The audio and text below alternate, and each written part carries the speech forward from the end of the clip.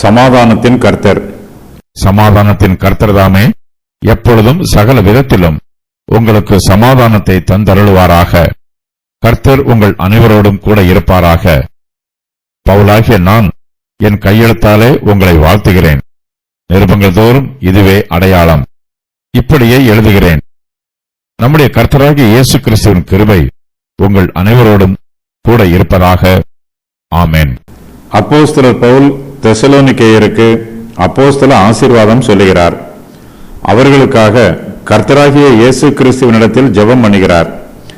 கர்த்தர் தாமே அவர்களுக்கு எப்பொழுதும் சகல விதத்திலும் சமாதானத்தை தந்தருள வேண்டும் என்று அவர்களை வாழ்த்துகிறார்.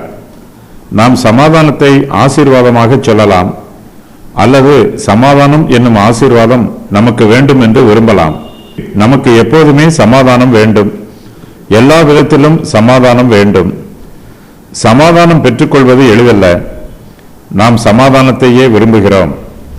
நாம் விரும்புகிற சமாதானம் நமக்கு வேண்டுமென்றால் சமாதானத்தின் கர்த்தர் தாமே நமக்கு அந்த சமாதானத்தை தர வேண்டும். கர்த்தராகிய இயேசு கிறிஸ்து தெசலோனிக்கேயரோடு இருப்பாராக என்று அப்போஸ்தலர் பவுல் அவர்களை வாழ்த்துகிறார். நம்முடைய தேவன் நம்மோடு கூட இருக்க வேண்டும். அவருடைய பிரசன்னம் நம்மோடும் நம்முடைய ஆவிக்குரிய சிநேகிதரோடும் கூட இருக்க வேண்டும். அதுவே நமக்கு பாதுகாப்பு, அதுவே நமக்கு சந்தோஷம். தேவனுடைய பிரசன்னம் நம்மோடு கூட இருக்கும்போதுதான் பரலோகம் நமக்கு பரலோகமாக இருக்கும். இப்பிரபஞ்சத்தில் தேவனுடைய பிரசன்னம் நம்மோடு கூட இருக்கும்போது இப்பிரபஞ்சமே நமக்கு பரலோகத்தை போல இருக்கும். நம்முடைய கர்த்தராகிய இயேசு கிறிஸ்துவின் கிருபை தெசலோனிக்கேயர் அனைவரோடும் கூட இருப்பதாக என்று சொல்லி பவுல் அவர்களை வாழ்த்துகிறார். நம்முடைய கர்த்தராகிய இயேசு கிறிஸ்துவின் கிருபையினாலே நமக்கு எப்பொழுதும் சகல விதத்திலும் சமாதானம் உண்டாயிருக்கும் என்று நம்புகிறோம்.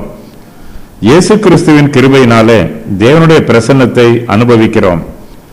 இயேசு கிறிஸ்துவின் இதே கிருபையே நாம் எல்லோருக்கும் சந்தோஷம் தருகிறது. தேவ கிருபை இல்லை என்றால் நமக்கு ஒன்றும் இல்லை.